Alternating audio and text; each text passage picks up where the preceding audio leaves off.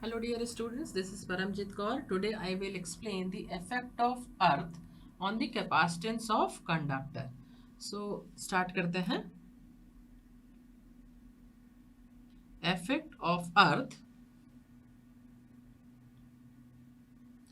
on the capacitance of conductor. On the capacitance of the conductor.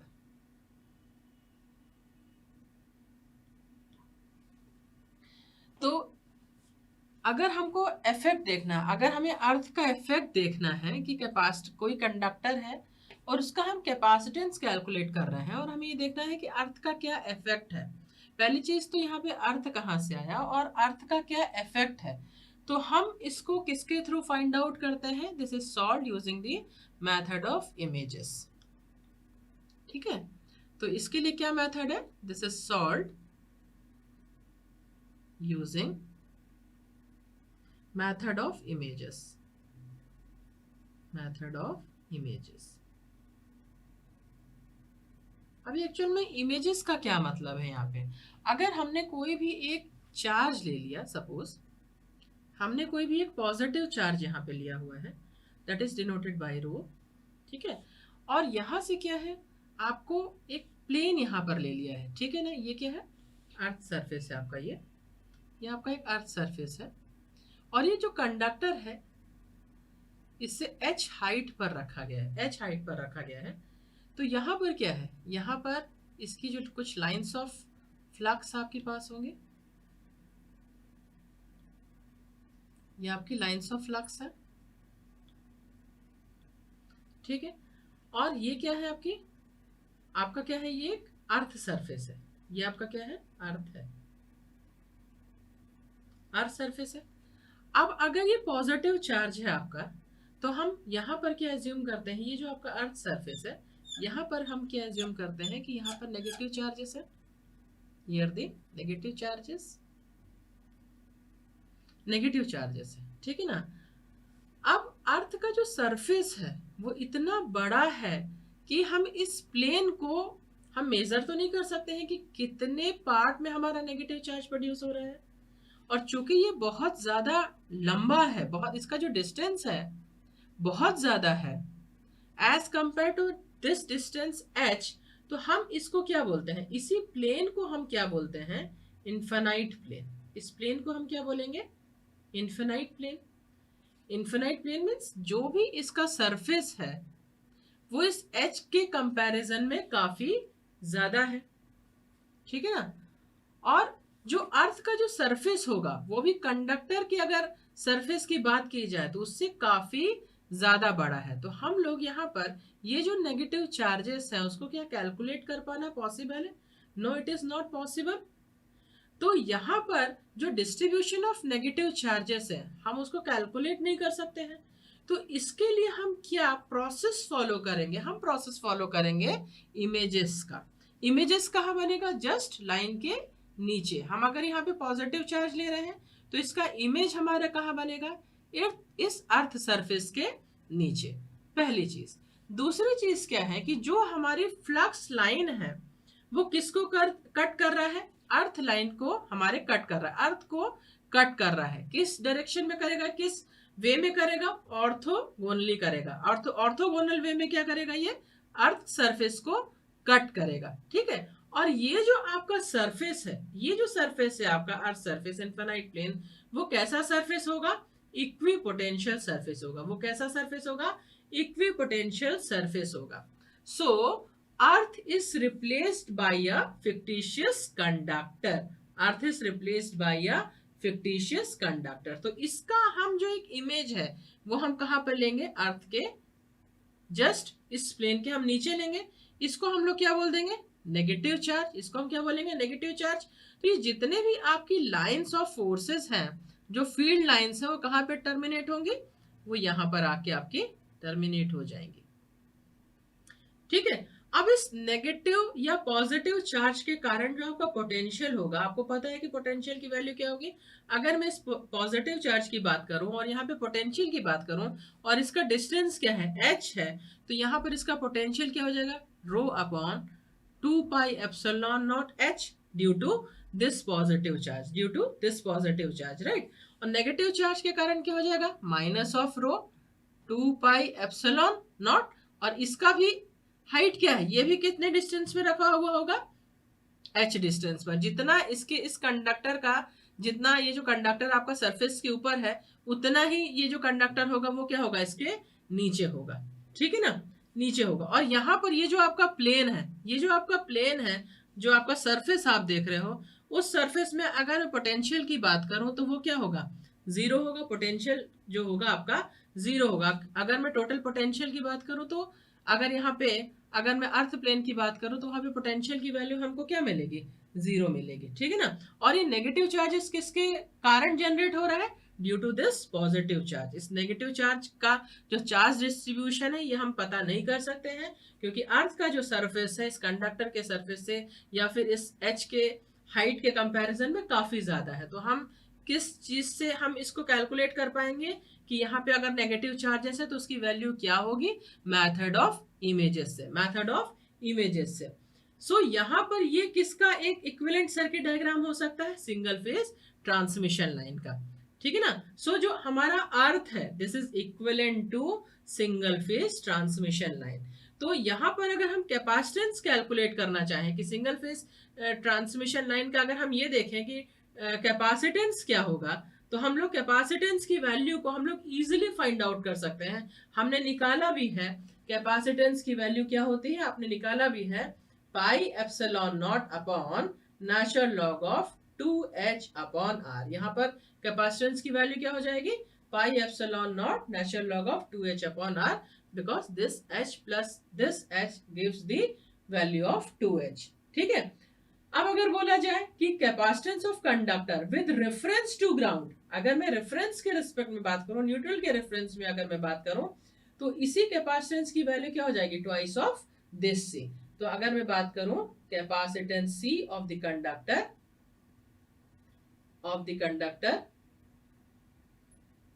ठीक है, with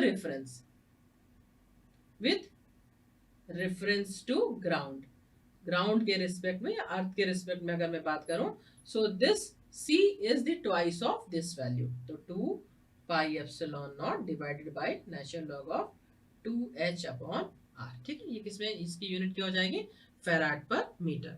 तो यहाँ पर आपके दो केस आपको मैं एक्सप्लेन करूंगी कि सिंगल फेज ट्रांसमिशन लाइन के केस में कैपेसिटेंस को जब हम कैलकुलेट करेंगे तो अर्थ का इफेक्ट क्या होगा।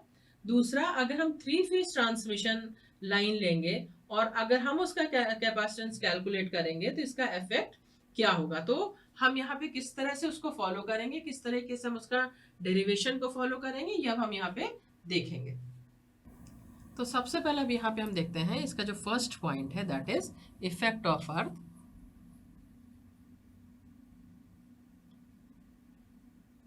effect of earth on the capacitance of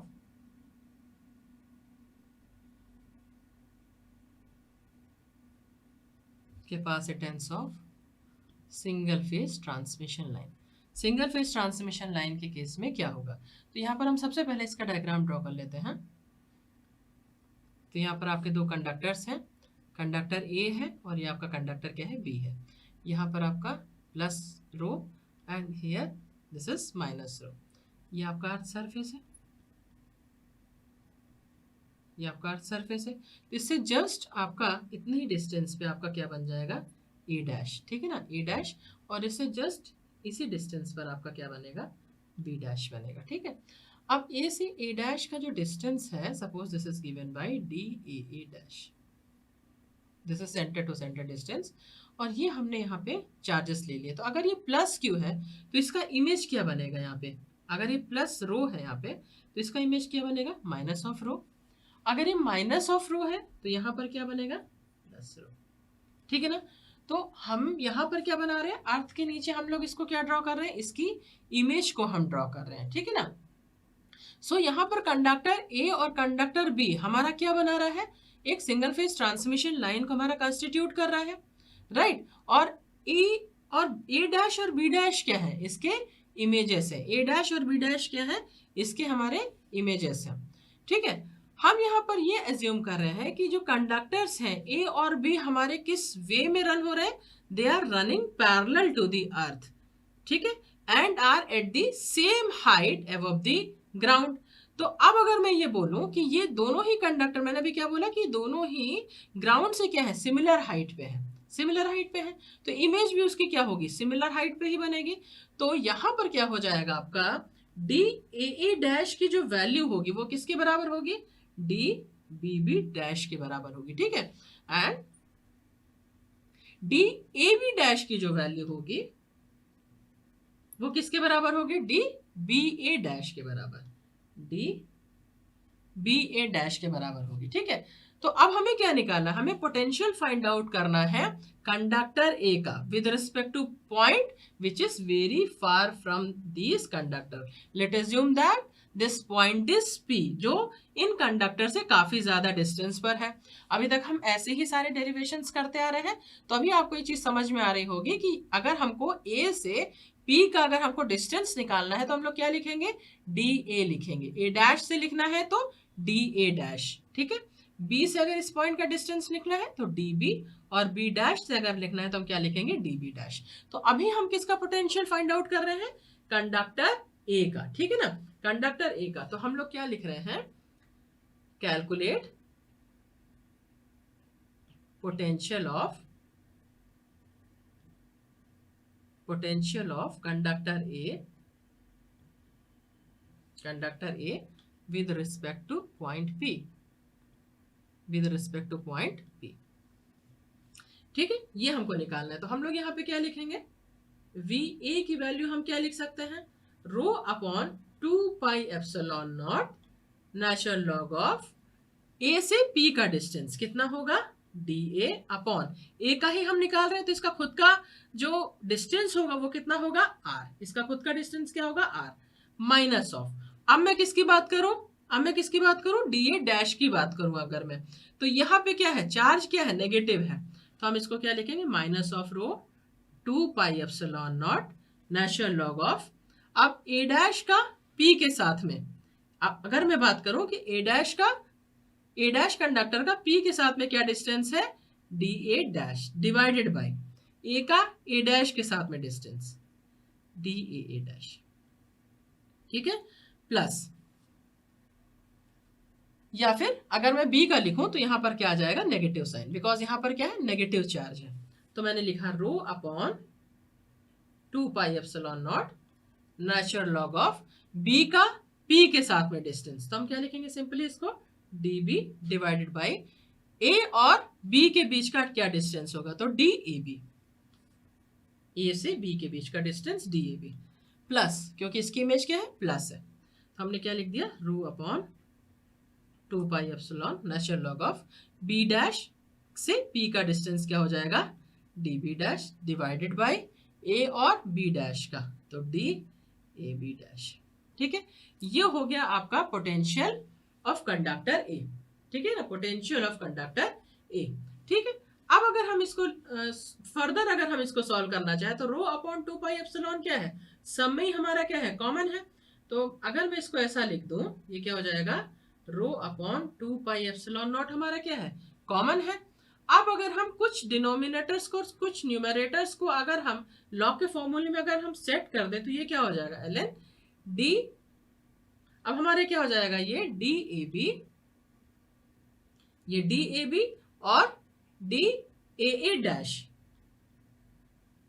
D A A dash divided by R, और ये क्या हो जाएगा, डी ए बी डैश हमारा हो जाएगा ये, ठीक है। सो ये वैल्यूज हो गई, क्योंकि ये सारे के सारे वैल्यूज क्या है, आपस में बराबर है, डी ए डैश, डी ए और डी ए डैश आपस में क्या है, बराबर है, डी बी और डी बी डैश हमारे क्या है, बराबर है, ठीक है। तो ऊपर जो वाले जो टर्म है वो हमारे कैंसिल आउट हो गए, बचा क्या हमारे पास में, डिनोमिनेटर्स वाले टर्म, तो हमारा ये term D A B dash हमारा जो है डी ए बी और डी ए हमारा क्या चला जाएगा ऊपर, क्योंकि हमको इसको लॉग के फॉर्मूले में सेट करना है, जो हमारा log A minus log M की अगर मैं बात करूं, log M minus log N की बात करूं तो क्या होता है, लॉग एम बाई एन, तो वही फॉर्मूला हमको यहाँ पे लगाना है, ये क्या हो जाएगा, D A B D A dash numerator में, और ये क्या हो जाएगा आर, और ये डी ए बी डैश। ठीक है, ये आप इसको जब भी आप इसको ओपन करके सॉल्व करेंगे तो आपको ये वैल्यू मिलेगी। अब हमको क्या निकालना है, कैपेसिटेंस की वैल्यू फाइंड आउट करना है। Capacitance is given bye rho upon V A, rho upon V A. तो रो क्या है, आपस में कैंसिल आउट हो जाएगा, बचेगा क्या ऊपर, 2 pi epsilon not divided by, ये जो आपका टर्म है, ये वाला टर्म आपका क्या हो जाएगा, नीचे आ जाएगा। तो आप इसको क्या लिखोगे, D A B upon R into D A dash upon D A B dash. ठीक है ना। सो अगर मैं बात करूं कि capacitance of single phase line will be, this is equals to, यहां पर क्या है आपका, अगर मैं सिंगल फेज लाइन की बात करूं, सिंगल फेज लाइन के केस में हो जाएगा this is divided by 2, this is divided by 2। तो अगर मैं बात करूं कि capacitance of single phase transmission line, single phase transmission line की अगर मैं बात करूं, क्योंकि इसको इमेज के साथ में लिया हुआ है, अगर मैं सिंगल फेज ट्रांसमिशन लाइन की बात करूं तो ये क्या हो जाएगा हमारा, pi epsilon naught divide by natural log of D A B upon R into D A dash upon D A B dash. ठीक है, सो ये हो गया हमारा सिंगल फेज ट्रांसमिशन लाइन का कैपेसिटेंस। तो अब इसका सेकेंड केस क्या है, 3 फेज ट्रांसमिशन लाइन के लिए हम कैपेसिटेंस कैलकुलेट करेंगे और अर्थ का इफेक्ट देखेंगे। तो हमने यहाँ पे क्या देखा, सिंगल फेज ट्रांसमिशन लाइन का देख लिया, अब हम देखेंगे effect of earth on the capacitance of 3 phase transmission line. ठीक है, अब 3 फेज ट्रांसमिशन लाइन है, सो देयर आर 3 कंडक्टर्स। तो हम यहाँ पर एक प्लेन ड्रॉ कर लेते हैं, यहाँ पर हमने कंडक्टर्स अज्यूम कर लिए, सपोज ये आपके 3 कंडक्टर्स हैं, और इन कंडक्टर की पोजीशन देख के आपको पता चल रहा होगा, इन कंडक्टर्स की पोजीशन देख के आपको पता चल रहा है कि ये जो कंडक्टर्स हैं वो सिमेट्रिकल स्पेसिंग में नहीं है, ये जो कंडक्टर्स हैं आपके वो सिमेट्रिकल स्पेसिंग में नहीं है। तो यहाँ पर मैंने बोल दिया ये क्या है, ए बी सी है, इसका जो आपका इमेज होगा that is C dash, A dash and D dash. ठीक है, सी से सी का जो डिस्टेंस है that is D C C dash. ठीक है ना, डी सी सी डैश। ए से जो आपका ए का डिस्टेंस है that is D A dash, और आपका बी से बी का जो डिस्टेंस है that is D B B dash. ठीक है, अब यहाँ पर अगर ये सिमेट्रिकल नहीं है तो हमारा सबसे पहला काम क्या होगा, इसका ट्रांसपोजिशन करना, क्योंकि अगर कोई स्पेसिंग आपकी अनसिमेट्रिकल है तो सबसे पहले चाहे उसका कैपेसिटेंस कैलकुलेट करना हो या फिर आपको इंडक्टेंस कैलकुलेट करना हो, उसको हमको किस में चेंज करना पड़ेगा, ट्रांसपोजिशन में। जब हम ट्रांसपोजिशन में जब हम इसको चेंज करेंगे तो इसकी पोजीशंस क्या हैं, आपस में बदल जाएंगी। ए किसकी पोजीशन ले लेगा, बी की नेक्स्ट टाइम में, और उसके फर्दर नेक्स्ट आपका जो इंटरवल होगा वो उसमें ए जो है सी का पोजीशन ले लेगा। If there is a length of the line, suppose यहाँ पे एल है, तो ट्रांसपोजिशन जब हम करेंगे तो इस लेंथ को हम 3 बराबर पार्ट में हम क्या करेंगे, डिवाइड करेंगे। अगर पहले यहाँ पर ए बी सी यहाँ पर था तो ए कहाँ पर शिफ्ट हो जाएगा, ए में, और बी कहाँ पर शिफ्ट हो जाएगा, सी में, और सी कहाँ पर शिफ्ट हो जाएगा, ए की पोजीशन में। देन आफ्टर दैट ए यहाँ पर चेंज हो जाएगा और ये साइक्लिक ऑर्डर आपका 3 टाइम्स आपका रिपीट होगा। ठीक है ना, 0 डिग्री, 120 डिग्री और 240 डिग्री में। इस तरीके से आप इसको क्या करोगे, सिमेट्रिकल पोजीशन में आप इसको सेट करोगे ताकि आपका जो डिस्ट्रीब्यूशन है चार्जेस का वो क्या बने, इक्वल हो। ठीक है, तो यहाँ पर अब अगेन अब हमारा क्या एजम्पशन होगा कि कोई भी पॉइंट एक पी है, हमारा एक पॉइंट पी है जो इन कंडक्टर से क्या है, काफी ज्यादा डिस्टेंस पर है।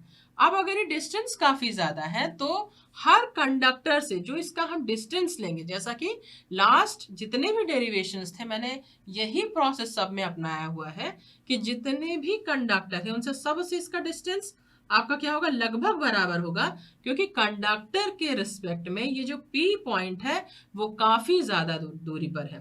तो अगर A से रिस्पेक्ट में बात किया जाए, this is DA, DC, DB, इस तरीके से जितने भी डिस्टेंस होंगे आपस में वो क्या होंगे, बराबर होंगे, वो डिस्टेंस ऑलमोस्ट क्या होंगे, बराबर होंगे।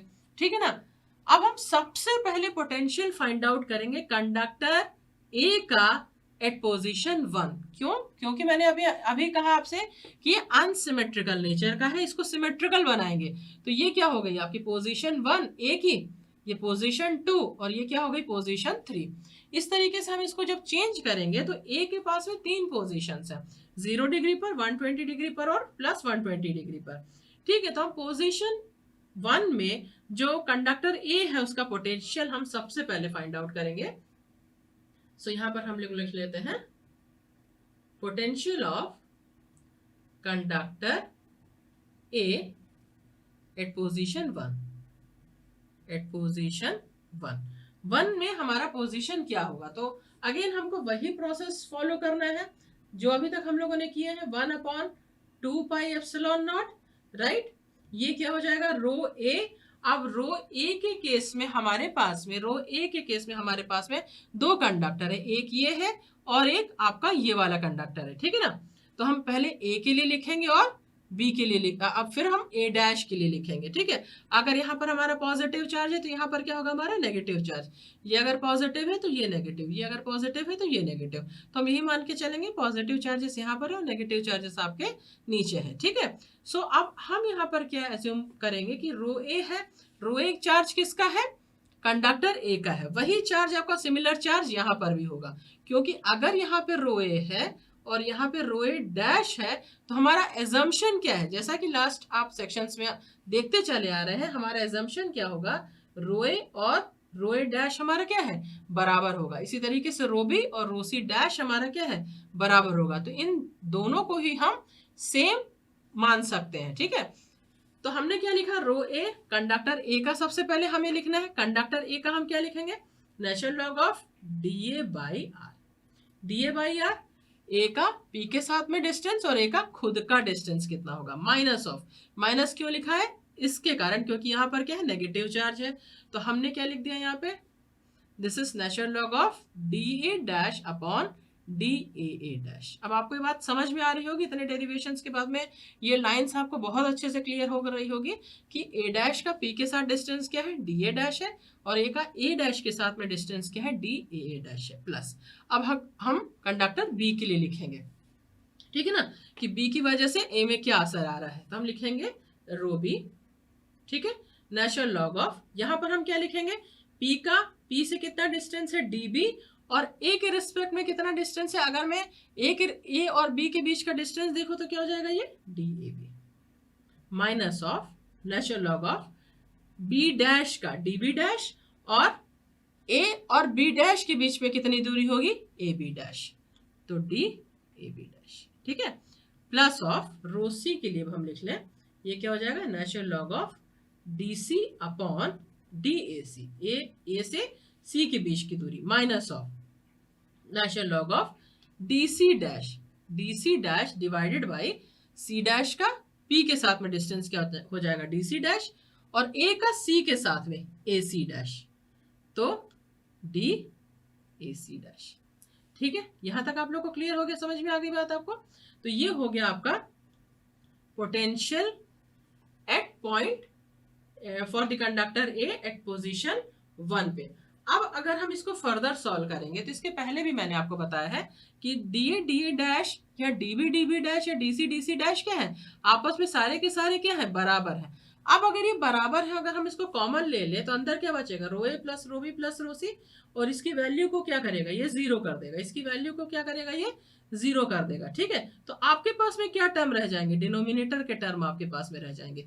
तो अब अगर यहाँ पे देखो, यहाँ पे सिर्फ अगर डिनोमिनेटर का टर्म आपके पास में है तो आप इसको क्या लिख सकते हो, 1/2 पाई एप्सिलॉन नॉट। ठीक है। रो ए हो गया आपका ये नेचुरल लॉग ऑफ, ये आपका माइनस में है, माइनस ऑफ दिस, तो ये क्या चला जाएगा, ये टर्म आपका ऊपर चला जाएगा, डी ए डैश अपॉन क्या हो जाएगा, ये आर। ठीक है। प्लस ऑफ ये क्या हो जाएगा आपका रो बी के केस में भी डी ए बी डैश ऊपर चला जाएगा और नीचे क्या बच जाएगा, D A B, D A B plus हम रोसी के लिए लिख लें, रोसी नेचुरल लॉग ऑफ ये क्या हो जाएगा, डी ए सी डैश ऊपर और नीचे क्या हो जाएगा, डी ए सी। तो आप देखो यहाँ पे एक सिमिलरिटी देखो, जब हम रो ए के साथ में लिख रहे हैं, पोजीशन 1 की बात लिख रहे हैं, तो कंडक्टर ए का खुद का ए और आर, ए का पी के साथ, ए का ए डैश के साथ में, ए का ए डैश के साथ में डिस्टेंस और इसका खुद का, कंडक्टर ए का बी के रिस्पेक्ट में, देखिए बी और बी डैश, कंडक्टर ए का सी के साथ में सी और सी डैश। इसी तरीके से हम क्या लिख सकते हैं, पोजीशन 2 के लिए जब हम लिखेंगे तो हमको इसी को रेफरेंस मानते हुए हम पोजीशन 2 के लिए लिखेंगे और पोजीशन 3 के लिए लिखेंगे। तो अब अगर मैं बोलूं कि पोजीशन 2 में, एट पोजीशन 2 पोटेंशियल हमारा क्या होगा, तो ये क्या हो जाएगा, V A double dash is equal to 1/2 pi epsilon naught, ये चीज क्या हो जाएगी हमारी, रो ए, ठीक है, रो ए।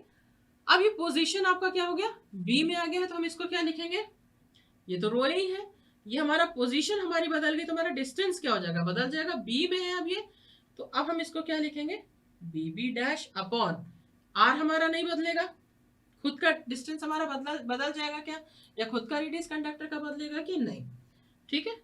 अब नाउ रो बी, अब बी का बी के साथ में, ए का ए डैश लिखे थे, ए डैश, यहाँ पे क्या आ गया, बी बी डैश, आर हमारा सेम है। अब देखिए ए का बी डैश के साथ लिखे थे और ए का बी के साथ में लिखे थे, तो बी का अब साइक्लिक ऑर्डर में क्या जाएगा, ए के बाद बी है, तो बी के बाद क्या आएगा, सी, ठीक है ना। तो हम यहाँ पे क्या लिखेंगे, डी, ए क्या, बी का हम लिखेंगे, देखिए हम दोनों जगह पहले बी लिख देते हैं, और बी का हम किसके लिए लिखेंगे, सी के साथ में, और ये डैश है तो यहाँ पे सी डैश के साथ में, क्लियर है। प्लस रोसी की अगर मैं बात करूं तो हम क्या लिखेंगे, अब हम क्या लिखेंगे कि यहां पर अब आप देखिए कि जब हम सी की बात किए थे तो ए का सी डैश के साथ में लिखे थे, ए का सी डैश के साथ में लिखे थे हम यहाँ पे, ठीक है। तो अब हम यहाँ पर देखिए, जब हम यहाँ पे लिखेंगे रोसी का ए का सी डैश के साथ में, तो अब यहाँ पर जो वैल्यू हमारी लिखाएगी वो हमारी वैल्यू क्या हो जाएगी, यहाँ पे पोजीशन हमारी बदल गई है, पोजीशन हमारी बदल गई है, तो बी हमारा यहाँ पे क्या हो गया, देखो बी सी, ठीक है, बी सी हो गया हमारा, ये बी का सी के रिस्पेक्ट में, ठीक है। तो अब हमारा यहाँ पर देखिए, जब हम रोसी की बात करेंगे तो ये हमारा क्या हो जाएगा, हम बी के लिए लिख रहे हैं, हम पोजीशन बी के लिए लिख रहे हैं, बी में हम आ गए हैं, पहले जहां पर भी था ए वहां पर आ गया है, तो यहाँ सी हम लिख चुके हैं, बचा क्या है हमारे पास में, ए, तो हमारा ये क्या हो जाएगा, ए और ए डैश, ए और ए डैश। तो ये पोजीशन 2 के लिए हो गया, जब कंडक्टर है उठ के कहां पर आ गया, बी की जगह पर आ गया, अब कहां पर चला जाएगा, वो सी की जगह में चला जाएगा, ठीक है। तो जब सी की जगह में चला जाएगा तो हमारा जो पोटेंशियल की वैल्यू होगी एट पोजीशन 3, एट पोजीशन 3 ये क्या हो जाएगा हमारा, V A triple dash is equals to 1/2 pi epsilon naught, same रहेगा, 1/2 पाई एप्सिलॉन नॉट हमारा सेम है। यहां पर देखिए क्या हो जाएगा, यहाँ पे रो ए है, रो बी है, रो सी है, इसकी कोई पोजीशन बदली क्या, नहीं, तो हमने क्या लिखा, कंडक्टर ए के लिए ही लिख रहे हैं, तो हमारा क्या हो गया, रो ए नेचुरल लॉग ऑफ, अब हमने यहाँ पे बी बी की जगह हम क्या लिखेंगे, सी सी डैश, राइट, तो हम यहाँ पे क्या लिखेंगे, C C dash D C C dash, distance C C dash divided by R, plus अब हम यहाँ क्या लिखेंगे, रो बी, तो हम यहाँ पे रो बी लिख दें, नेचुरल लॉग ऑफ, ठीक है। अब यहां पर क्या था, देखिए बी सी था, अब क्या हो जाएगा साइक्लिक ऑर्डर में सी ए, ठीक है।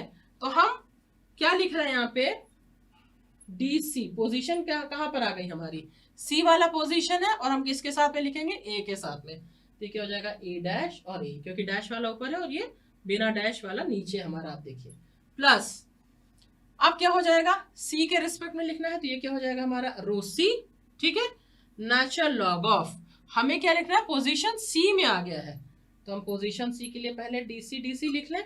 अब देखिए ए के साथ हम लिख चुके हैं, किसके साथ नहीं लिखे, बी के साथ में, तो बी डैश बी डैश, तो ये हमारी तीनों ही पोजीशन के लिए हमारा पोटेंशियल का वैल्यू आ चुका है। तो अब अगर एवरेज पोटेंशियल की अगर मैं बात करूं तो एवरेज पोटेंशियल आप कैसे लिख सकते हो, V is equals to V A dash V A double dash plus V A triple dash divided by 3, ठीक है ना। तो अब यहाँ पर देखिए कि अगर आपने इसको ऐड किया और डिवाइड बाई 3 कर रहे हैं तो ये क्या हो जाएगा 1/6 पाई एप्सिलॉन नॉट। तो इसको मैं लिख दूं 1/6 पाई एप्सिलॉन नॉट, ठीक है।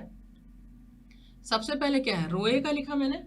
तो देखिए रो ए जब आप लिख रहे हैं, जब आप रो ए लिख रहे हैं तो आप देखिए एक ये टर्म है यहाँ पर D A dash upon R, एक यहाँ पे D B B dash upon R और यहाँ पे D C C dash upon R, ठीक है ना।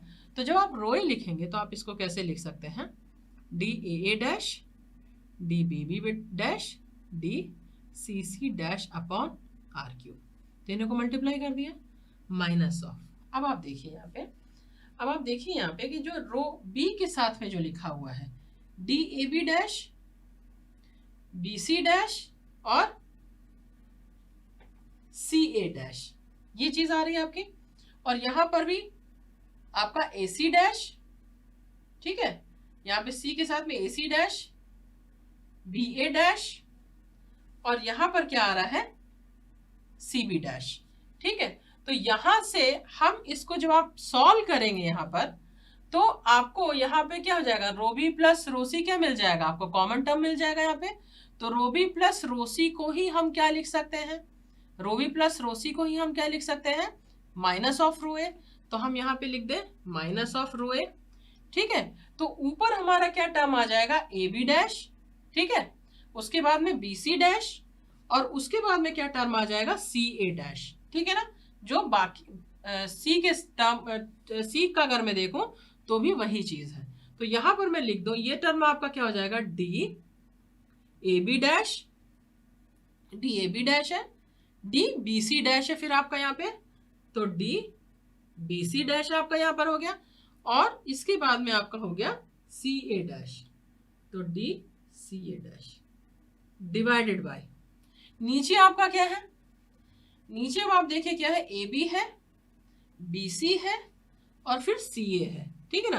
तो हम इसको एक साइक्लिक ऑर्डर में लिख दें D A B D B C और डी सी ए, ये हो गया आपका, क्लियर है। तो अब आप जब इसको सॉल्व करेंगे तो आपने रो ए क्या ले लिया, बाहर ले लिया, rho A upon 6 pi epsilon not into natural log of, ठीक है। तो अब ये माइनस में है तो ये चीज आपकी क्या चली गई ऊपर, तो ये क्या हो जाएगा D A B D B C D C A divided by R cube, divided by R cube into, अब यहां पर हमारा क्या हो जाएगा, ये वाला जो टर्म है आपका डी ए डैश वाला टर्म आपका क्या है, आपको ऊपर ही है, तो D A dash D B B dash और D C C dash divided by, ये टर्म आपका कहां पर आ गया नीचे, तो D A B dash D D C dash और डी सी ए डैश, ये चीज हो गई आपकी यहाँ पे।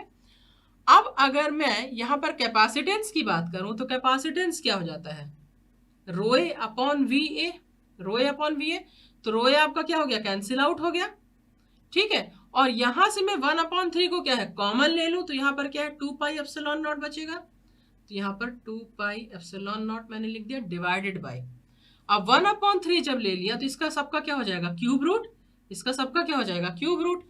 तो जब आपका सबका क्यूब रूट हो जाएगा तो सिर्फ आर आपका बाहर आएगा, बाकी तीनों चीजें क्या हो जाएंगी क्यूब रूट में आ जाएंगी, ठीक है ना। तो आपका यहां पर क्या हो जाएगा ये 2 pi epsilon not natural log of cube root of this D A B D B C D C A divide by R, क्योंकि आर का क्या है क्यूब है, इनटू क्यूब रूट ऑफ, ये पूरा का पूरा टर्म किस में आएगा क्यूब रूट में आएगा, D A dash D B B dash D C C dash upon D A B dash D B C dash and D C A dash, ठीक है। तो ये हो गया आपका कैपेसिटेंस जब आपका 3 फेज लाइन है, जब आपका क्या है 3 फेज ट्रांसमिशन आप लाइन आपने लिया है, तो ये आपका क्या है कैपेसिटेंस की वैल्यू।